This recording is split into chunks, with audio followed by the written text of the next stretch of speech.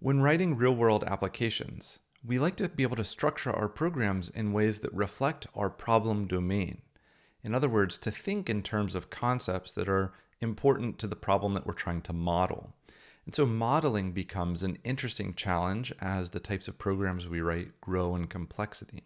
What do we mean by modeling? Well, we've used throughout this course an example of, say, a pizza shop where we have a restaurant that produces pizzas, and we'd like to be able to model a pricing algorithm for our pizzas using some logic based on the size of a pizza, the number of toppings, and so on. Well, with objects and object-oriented programming, we're going to be able to organize our programs in such a way and add some structure that lets us think less in terms of some variables and parameters floating around and bundles related variables together, giving them some additional capabilities that are related to that specific bundle. For example, a bundle of variables related to a pizza and the ability for us to ask what is the price of this pizza. That allows us to structure programs in a larger way. This style of programming is very common in the apps that you use, both on your phone natively and also on the web. For example, the user interface that you're interacting with when you're clicking around on a screen, buttons, windows, text fields, drop downs, things like this. These are all objects that are in a program that are objects representing user interface concerns. Similarly, if you think about, say, a social media application, and this is a great example because you know that a social media application, say your personal profile on Instagram, is a tiny reflection of you. There's a difference between you and your profile, but your profile is trying to model you in a sense that it has some properties about you. It has your name, it has the number of followers you have, it has a list of the photos that you've posted, and so on. And we know that there are similarities between profiles. And we'll see that this is like the idea of a profile on Instagram is shared across many different users. And this is the difference between classes and objects as we'll come to learn this terminology. So let's actually dive into an example. And to motivate this, I want to remind you of an example we saw earlier in this course where we are defining a function named pizza price. And notice we just sort of pass in two loose values here. And so if we were to write in our program somewhere, and these are our parameters, pizza price, this is a function call, and let me actually move this so I've got room to add my arguments to this function call. So we're writing a function call here, and this function call is going to have, let's say, a size of large and a toppings of 3, right? Now, reading this, we can kind of infer that this is the size and this is the toppings. But how would we organize a program where we've got lots of pizzas? We're trying to have a list that's we're creating a big order of pizzas. How would we store that information? Well, maybe we use two separate lists. One's a list of strings, one's a list of integers, and we have the sizes in one are corresponding to the number of toppings in the other. But that's kind of weird, right? It doesn't feel natural to model, an order of pizzas as a list of strings and a list of integers. We'd rather have a list of pizzas where each pizza has its properties, or I might say its attributes, bundled together so that its size and its number of toppings, and maybe whether it has extra cheese and the type of crust and the type of sauce, these types of attributes are all bundled together rather than living separately in their own lists or in lots of variables and things like this. So let's take a look at how we can model a pizza and introduce some fundamental syntax with object-oriented programming. First, when we're introducing a new type of object into our program, we make that declaration with a special keyword named class. And so a class is defining a new type of data. And so our class is going to be, this is an identifier that we get to decide what it is, capital P pizza, right? And after the class name, we use a colon to say, okay, we're about to define what this class is made of. So Next, we can define the attributes of a class. What are the properties that all pizzas have in common? And this is, again, a modeling of how we want to think about pizzas within our program. Of course, in the real world, there's far more properties than we would ever try and model in a class like this. But here we're trying to imagine, okay, our purpose is to be able to calculate a price and maybe form a receipt from a list of pizzas. How can we think about that? What are the characteristics of a pizza we care about when placing an order and knowing what type of pizza to make? So here we're next going to declare our attributes, and these should look familiar. These will look a lot like variable declarations. So let's go ahead and add an attribute for size. And again, in our program, we're going to just model this as a string. And we can add an attribute for toppings. And this will be an int. And let's go ahead and add a third attribute for extra cheese. And this will be a bool. All right. So I want to add some notes here that will help us keep track of what we're doing and so that you've got these notes for you. So here we're declaring a class. And this is a new type of data, a new data type. And this is cool. We'll see in just a moment that this allows us to declare variables of type pizza, or parameters of type pizza, or return types of type pizza. But we don't yet have a pizza, right? We're saying this is what a pizza can be, this is what a pizza will be made of, but we don't yet have any pizzas in our program, right? And in order to work with the construction of a pizza, or to construct a new pizza, we of course need to realize or initialize all of these values. So the first type of declaration we're going to see inside of a class following our attributes is typically going to be the initializer, and you might hear this being called a constructor. Right? In Python, the terminology is a little bit more nuanced, but in most programming languages, this would be referred to as a constructor, and I'll write to this constructor in blue, and then we'll break down what's going on. So these attributes are uninitialized, and the point of the method that we're about to write, which is going to look a lot like a function, is we use the keyword def. Notice that this is indented. All of this is indented 1, just like we've been seeing is pretty common through our Python programs. We use indentation to indicate that this is a part of the class pizza definition. And then we're going to use a special name here, double underscore init, short for initialize, double underscore. And we're going to set up a parameter list. So this looks similar to a function, but we have a very special parameter here named self, which we'll get to the bottom of in just a moment. An initializer is a special type of function that doesn't actually specify its return type, because it always winds up evaluating to, when we use this function, we'll see that we get a pizza back every time. So we'll talk about that in just a moment. So let's go ahead and initialize our attributes. So self dot size, let's say our default size is medium, and self dot toppings is assigned 0.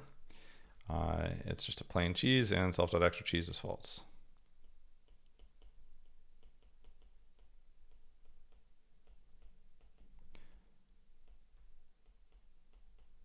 All right. So we've got our attributes here being initialized, and we'll see what this actually has the implications of doing in just one moment. But notice we are declaring our attributes as part of the class, saying here, and let's actually make a note of this. So these are attribute declarations.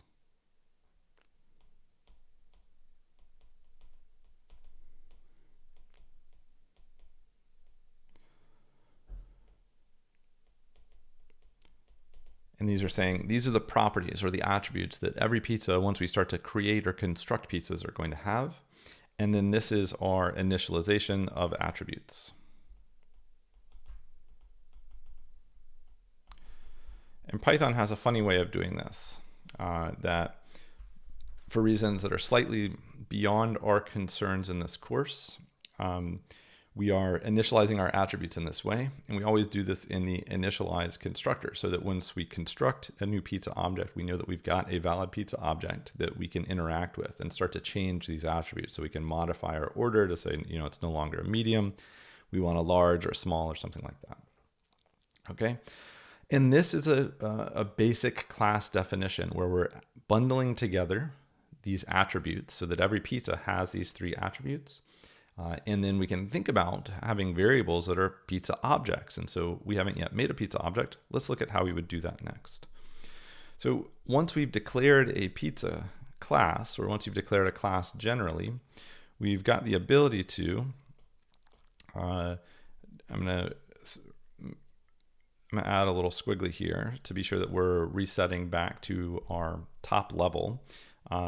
Meaning we're unindented, so that we're at the same level of indentation as the class. This is no longer belonging to the class. This would come after the definition, or in a function or somewhere else in our program. Right? So we've declared this class pizza, and now we want to use it to construct a new pizza object. So we can make a variable named a pizza, and I'll do this in purple.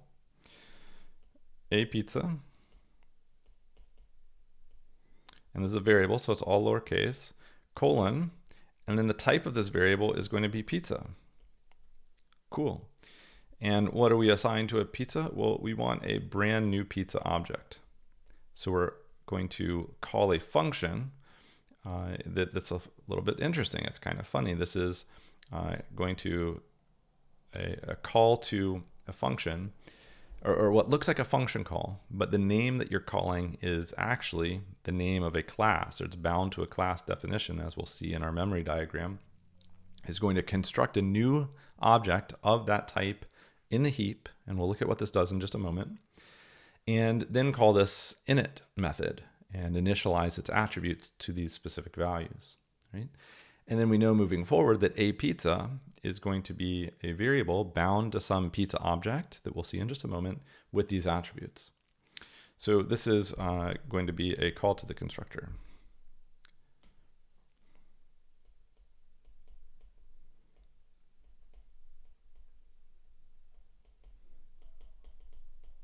Cool. And notice that this is the big idea. We are actually defining a brand new type. So we're inventing a brand new data type that didn't exist in our program before. And I want to just draw one quick analogy for you between what we're seeing here with pizza and, say, a list. When we constructed a new list, it was built into Python, so it used lowercase l. But this was actually a call to the list class constructor and resulted in an object list on our heap. Same with dictionary and set. Well, those are built-in classes. There's a class named lists. There's a class named set and dict in Python that are provided to us. And we could actually make our own implementations of those types of concepts. And you'll learn how to do this in the very next class. But for now, we're thinking about how do we model a simple real-world concept such as a pizza. So this is a lot of syntax. How do we actually think about what's going on behind the scenes if this were the program that we wrote and for it to run? Like, what would our memory diagram look like? And so to try and illustrate this, I'm going to shrink this down a bit so that I can fit it all on one screen. So let's move this here. This is the magic of working on an iPad. And let's just go ahead and set up a memory diagram. So I'm going to give myself some space here. Great. And now let's try following through the tracing of this program. So let's imagine that we had written this code exactly as is. And let's add two more lines here really quickly. So the next line is going to be a pizza dot size is assigned large. Right. We'll add some notes for what that is in just a moment. But let's go ahead and set up our diagram here. So our diagram is going to have a stack and a heap, of course.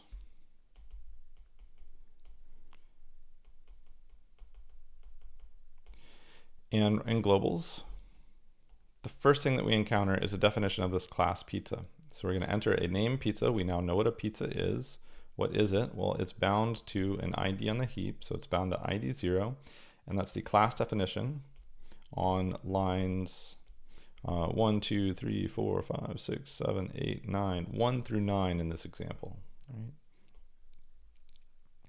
So this whole definition is the class, right? And here we are just defining what a pizza will be when we go and construct it later.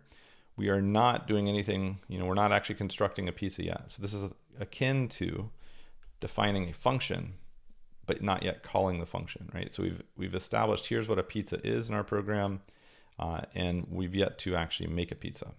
But we're going to do that on the very next line, right? So on the very next line, we see this variable declaration statement in globals. And we see, okay, a pizza is a variable that we're declaring.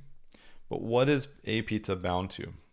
And this is the important call that we need to focus on first, right? So let's break this down step by step. We see that we're calling something named pizza. So again, we use our name resolution rules and we look at do we know what pizza is? Yes. We've seen that pizza is defined in globals and it has ID 0. So we look at ID 0, we see it's bound to this class definition. And this is the key idea. When you call a function whose name is bound to a class definition, you have a very special sequence of operations that you're going to follow. Right? So this is constructing a new object in the heap. Right?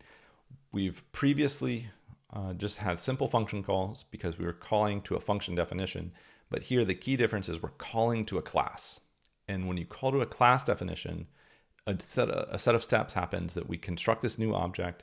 And we've seen this before, right? When you've called the list constructor for an empty list or the set constructor for an empty set, we added a list object to our heap. Well, the same idea here, we're just seeing what's going on behind the scenes. So what happens when we call this pizza construction? Well, what's going to happen is we set up a brand new object on the heap, ID 1, and its type is going to be pizza. Let me actually write a P instead of a B there, pizza, right? Now, technically, for reasons that are Python specific, this is all that object would be at this point, right? In general, though, we know that it's going to have size, toppings, and extra cheese. So we could go ahead and start filling out that table, but this is sort of the purpose of the initializer, that method that we're seeing there. So let's actually follow this up and follow on what Python's doing very specifically. Other languages will have slightly different rules here. But Python will set this up as such. So we've just got this pizza and its ID is 1. Okay. Now there's another step here that's important. After we've constructed this, and actually I'm going to wait for ID 1, adding that to a pizza here. And I'm going to try and slow down and be very pedantic. So there's one more step that we haven't done. This pizza doesn't have any default values, right? We don't have any of our attributes initialized. That's all what's happening here. So we've seen in Python that it uses these special indication of 2 underscores surrounding some word. And when you see that in Python programs, you know that there's some special meaning to this, that Python is reserved for its own purposes. And the special meaning to this method is we're actually going to need to evaluate this method as part of the construction call. So as part of setting up this object, we need to follow out these steps as if it were a call that we evaluate. And this is the first time we're seeing this, so we're going to move through this very slowly.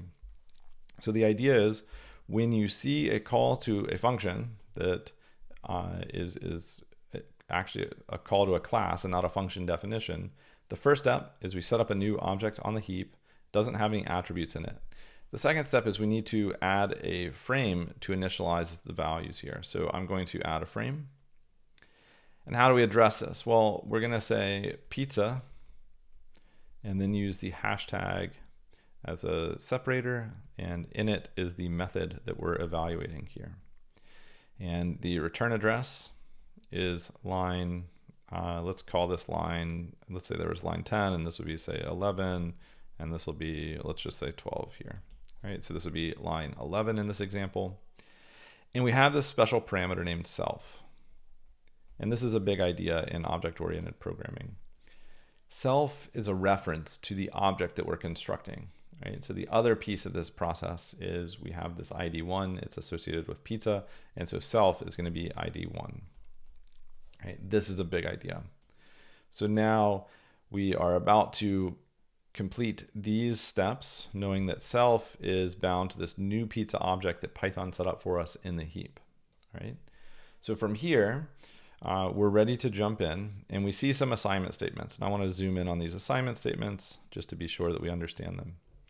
So we see self, and we know what that is because our current frame is this one. Self is ID1, and that's this pizza object. And then we see dot. This dot operator is a special one. It's called the dereferencing operator, or the dot operator more colloquially. And what we're saying is, okay, this is a reference to some object. We're going to follow that reference, and then inside of that object, this is an attribute that we're trying to assign a value of medium to. So when we assign a value like this to an attribute, that has the impact of saying, okay, size is the attribute, and the size here is medium. Cool. And so now our pizza object has a size attribute initialized.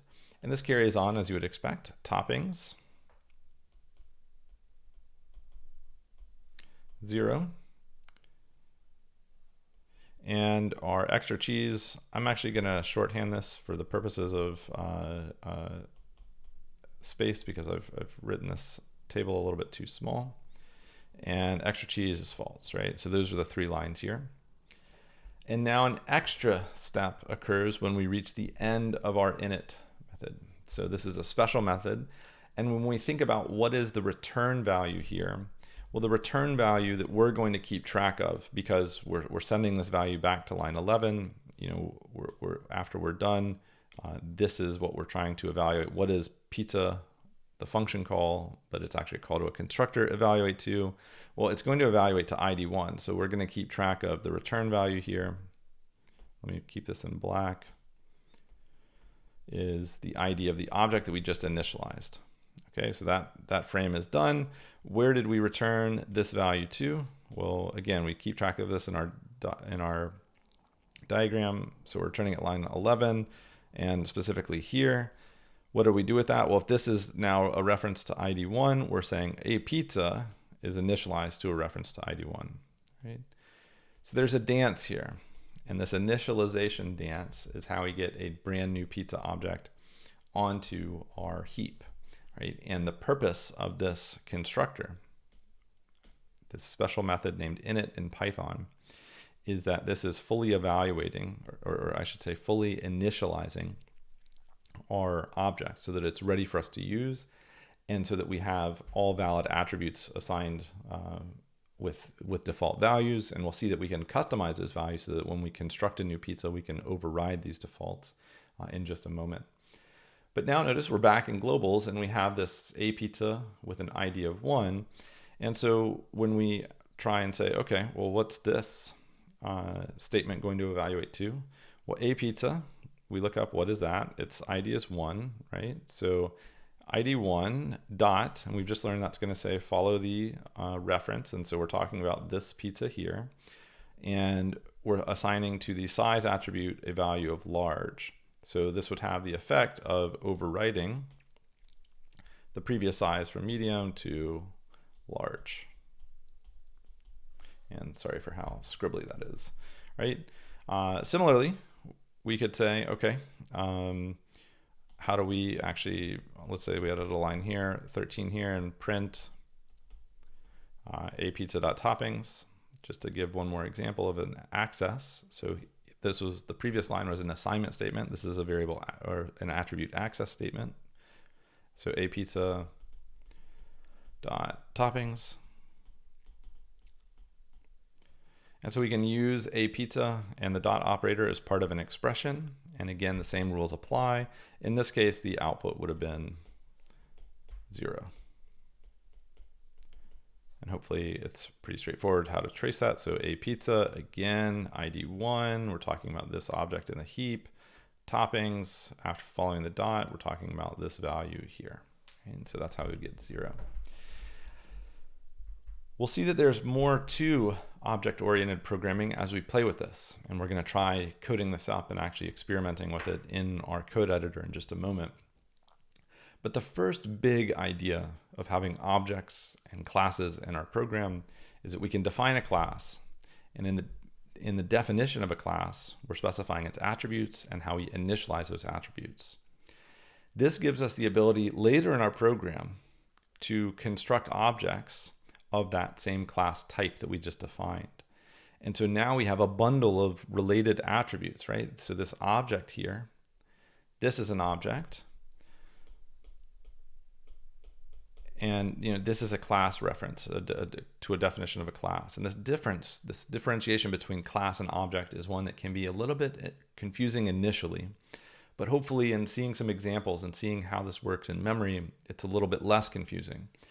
And I want to go back to an example I mentioned in the start of this video, which is on social media. Somewhere in the code of Instagram, someone's defined what a class of a profile is, right? It's got a username, it's got whether or not that is private. So if it's a private account, that's a Boolean field.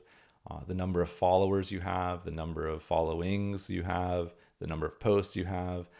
You can have a list. So there's an attribute that could be a list of photos, and photos are going to be their own objects, right? So your profile has a list of photo types. Well, photo could be another class, and that class could have the image data. It could have the caption for the photo, maybe the filter, and it has maybe a list of comments. And think of those comments as other objects where someone has left a comment. So it's going to have who left the comment, what the comment text was, what the time it was left at.